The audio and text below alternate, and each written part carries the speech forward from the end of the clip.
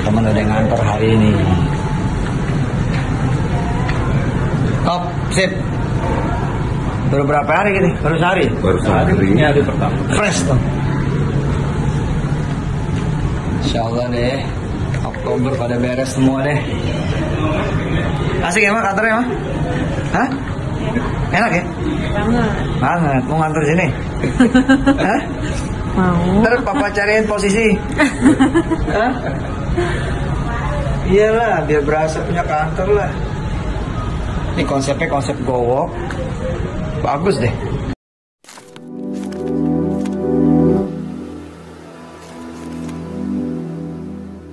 Assalamualaikum warahmatullahi wabarakatuh. Welcome back to my channel Detektif D. Ya teman-teman, kita sering melihat ya perusahaan atau apa ya, saya bilang perusahaan ini juga agak aneh.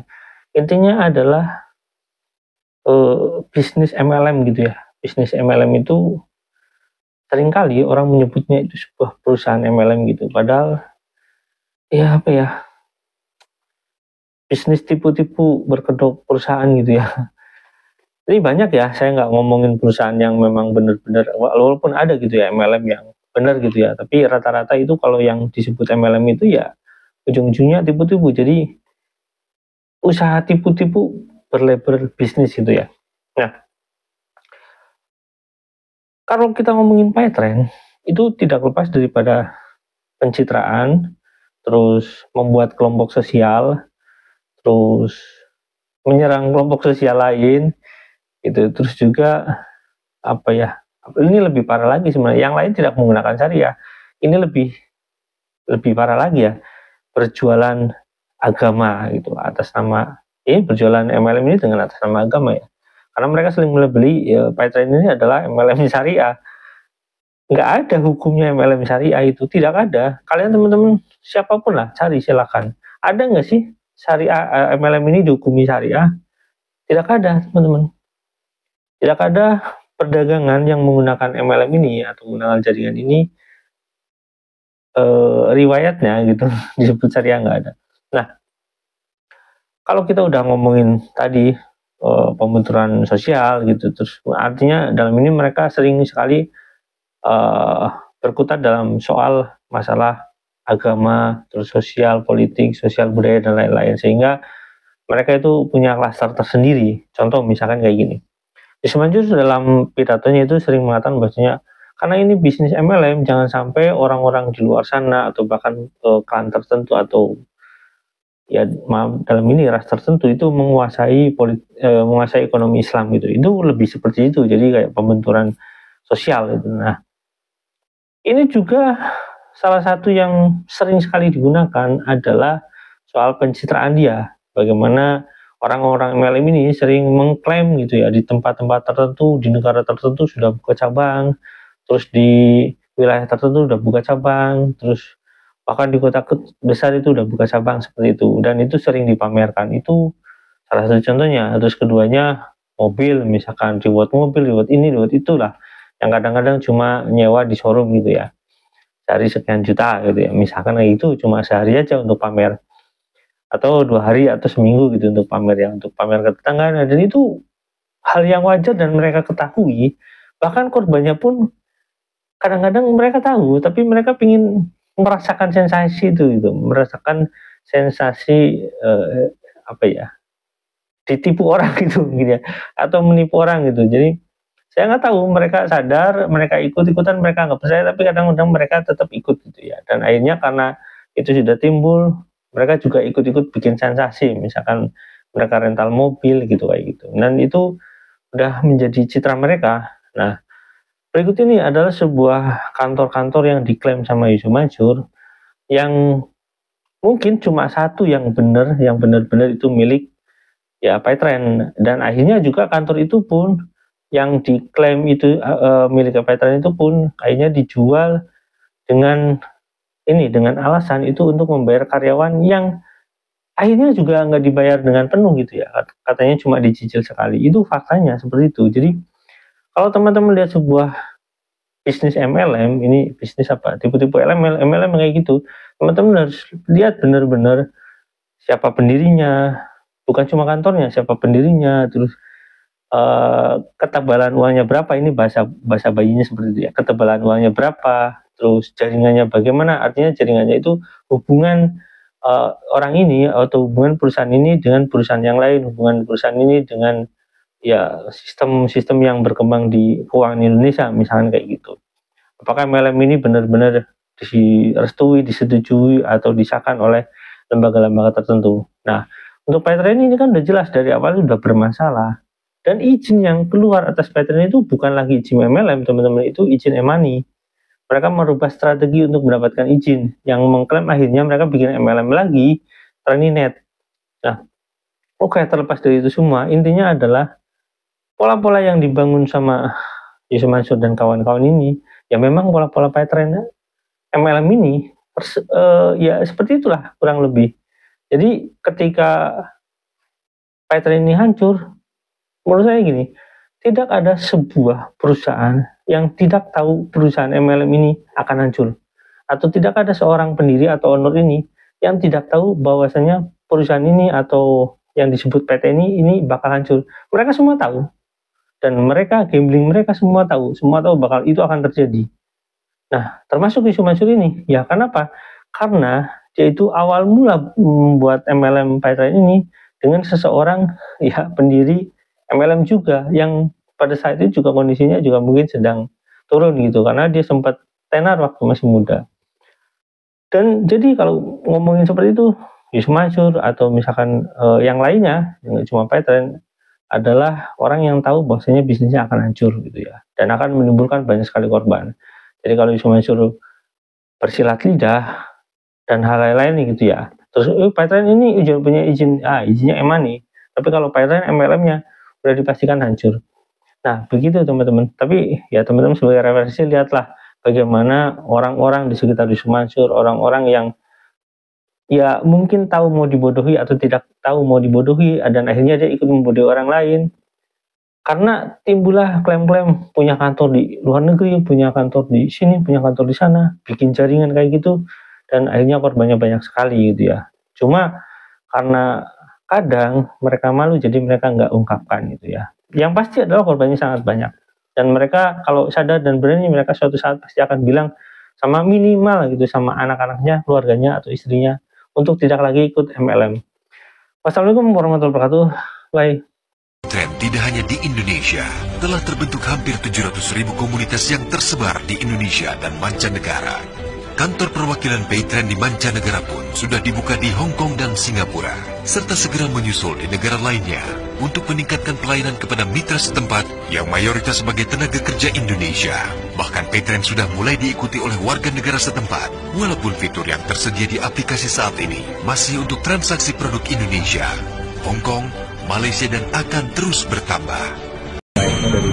Ini kantor barunya PayTrend, tapi ini kantor sementara. Tetap aja dari si Padang. Top. Nanti kita naik lantai berapa, Sam? 39. 39. Teman-teman udah ngantor hari ini. Top, sip. Baru berapa hari gini? Baru sehari? Baru sehari. Ini hari pertama. Fresh tuh. Insyaallah deh, Oktober pada beres semua deh. Asik ya, Mak, kantornya, Mak? Hah? Enak ya? Banget. Mau ngantor sini? Hah? Mau. Ntar papa cariin posisi. Hah? Iyalah, biar berasa punya kantor lah. Ini konsepnya konsep go-walk. Bagus deh.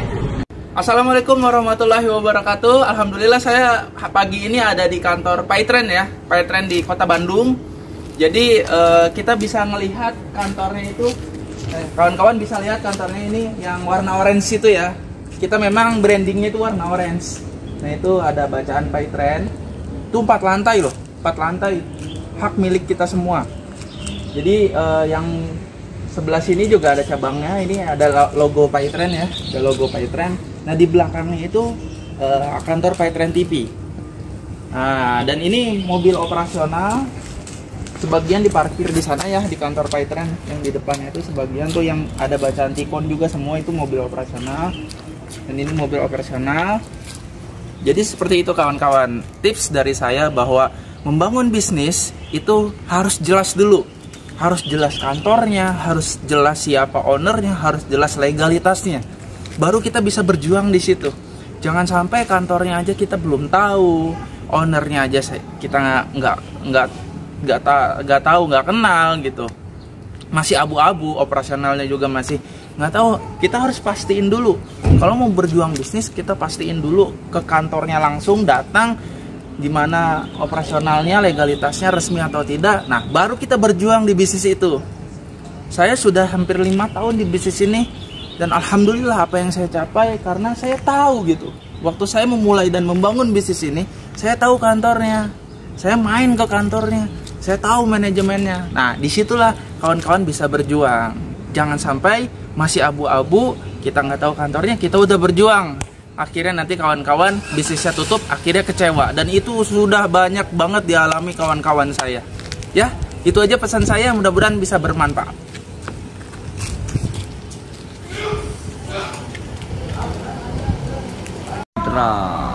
Paytren di Kota Batam. Jadi mitra-mitra sekitar Batam yang pengen ketemu, diskusi, kopdar dengan para mitra luar biasa Paytren Batam dan leadernya bisa merapat ke base camp ini. Kita lihat ini dalamnya. Oh mantap kan, keren kan? Oh Paytren Batam, ini dia Mas Komandan Hadi, Komandan DPD WTP. Ini juga, ini komandan kita. Ini Bu Asna, bagaimana komentarnya tentang base camp ini? Ayo, komentar cepetan.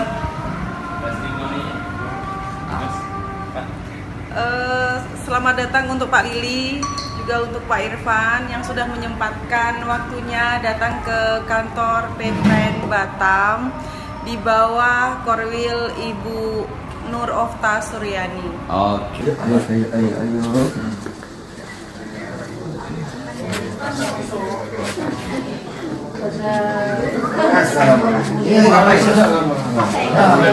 Daftar ini yang udah setahun nggak ini hilang. Oh masya Allah. Sadar lagi buka buku. Sadar. Iya lah, hilang sampai segala macam. Tapi udah ada buat yang dulu pernah daftar, pernah make, terus nggak aktif lagi, datang aja ke kantor Paytren sambil silaturahim. Itu dia. Sambil doain ya. Papa si mama ya. Ikut tuh. Ayo pamit sama. Selfie-nya. Lagi musim kok. Iya, usah lagi di kantor bisa. Alhamdulillah. Sok, ayo. Siapa yang mau? Oh, MP2.